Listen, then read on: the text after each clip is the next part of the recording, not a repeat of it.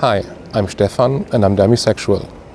Hello, my name is Oliver and I'm a trans guy who make videos about LGBTQIA+ people where they get to talk about anything that they want that somehow relates to them being queer. I'm currently traveling through Europe by train, and in Aachen, Germany, I met up with Stefan, who realized that he's demisexual just 2 years ago. I found out that I am demisexual when I was 40 years old.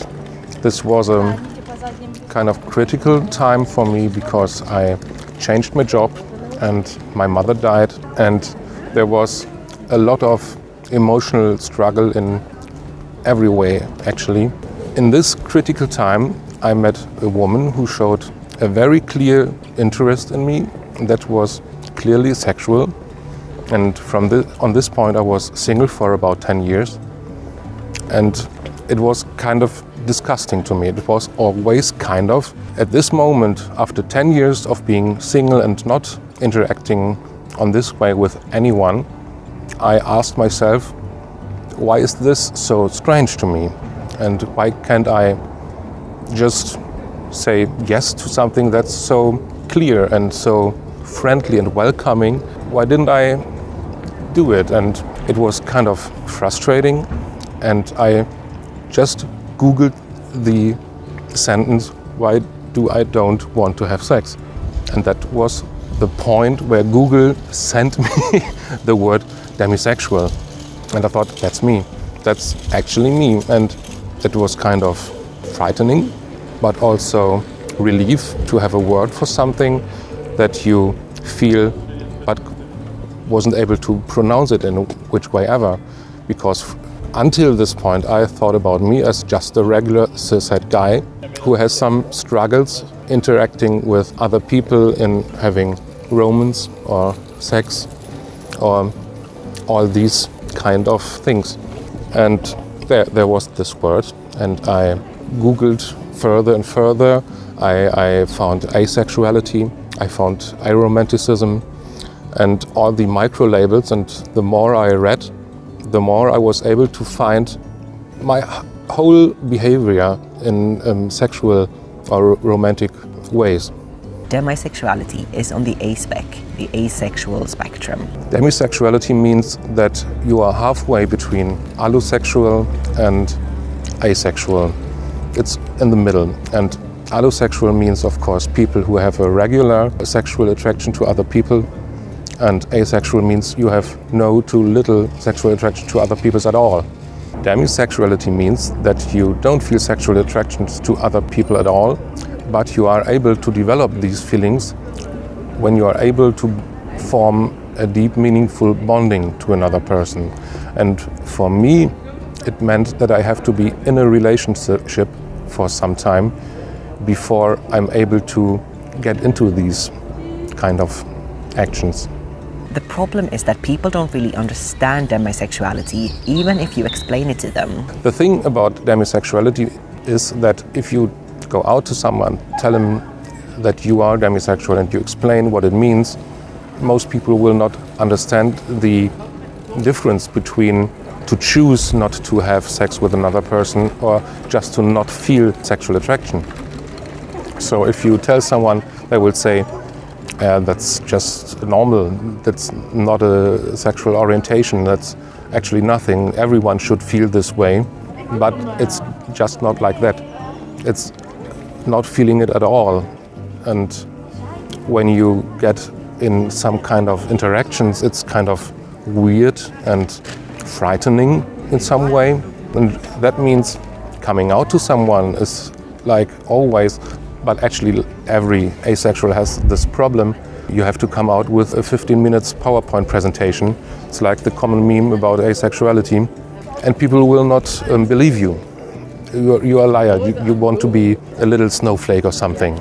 Something that helped Stefan understand this better was the split attraction model, which divides attraction into different subgroups, such as romantic attraction, sexual attraction, physical attraction, emotional attraction, and aesthetic attraction.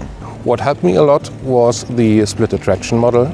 It helped me to understand that people who are allosexual kind of blend all feelings together, and maybe are not really able to differentiate what they feel to another person, because at the end there is sexual attraction. For me, I had the understanding that I feel all these feelings on different layers and they are not mixed, and I can feel for someone in a static attraction or a platonic attraction, a sensual attraction, and at the end there's the same thing. There's still attraction in which way ever, but it's not sexual.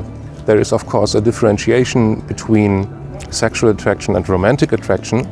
So if you feel romantic attraction to a person, that doesn't mean that you feel a sexual attraction, and the other way around. Learning about all these kinds of splitting of attractions you can feel for another person meant to me a really big relief, because I didn't have to engage anything at all. I don't have to be 0.5 of anything. I am one.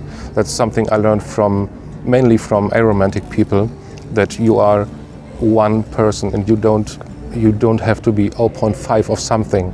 I can feel a lot of feelings for people, and I don't have to fit it into anything the society wants me to be, and that's great.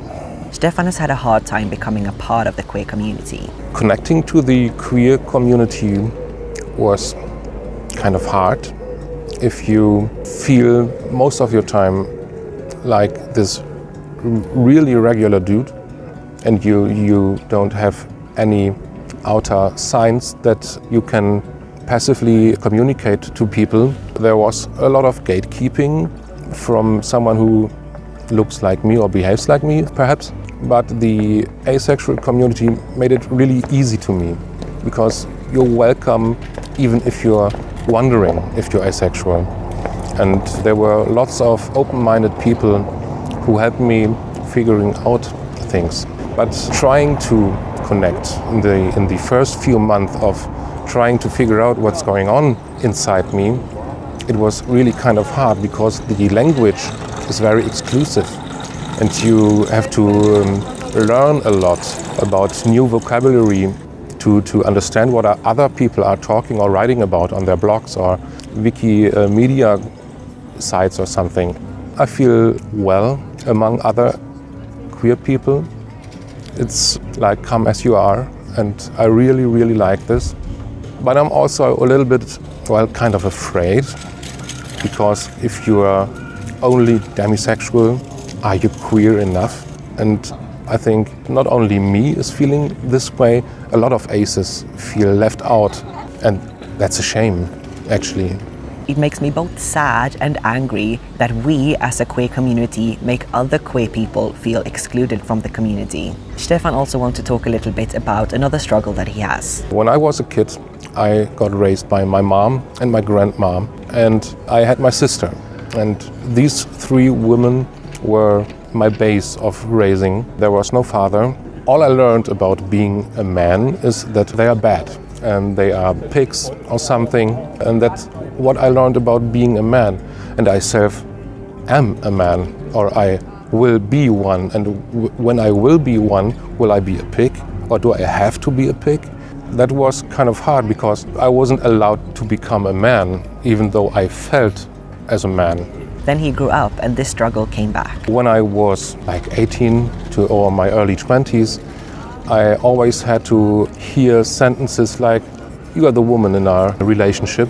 And I was always totally fine with it. Why not? Okay. But when I found out about demisexuality, all these struggles about what does it mean to be a man came back up, because the social gender of man means you have to be sexually aggressive. When you're not sexually aggressive, you're not a man, and that's kind of real bullshit. So what society tried to tell me, I felt like, was if you don't interact in sexual behavior, you're not a man. And all these struggles made me think a lot about gender identity, and I refuse gender at all. I live post-gender since like 14 or 15 years without even knowing that I live this way, that I don't agree to gender cliches or something.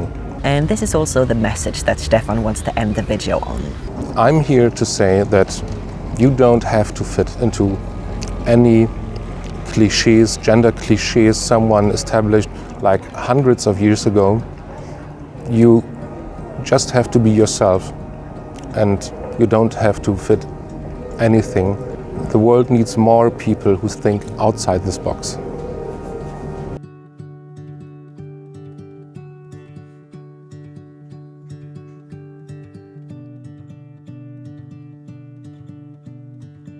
If you enjoyed watching that video, please like, comment, subscribe and share the video. I really appreciate you showing your love in that way. If you also want to support the channel financially, that's possible via Patreon, but really no pressure. See you next time!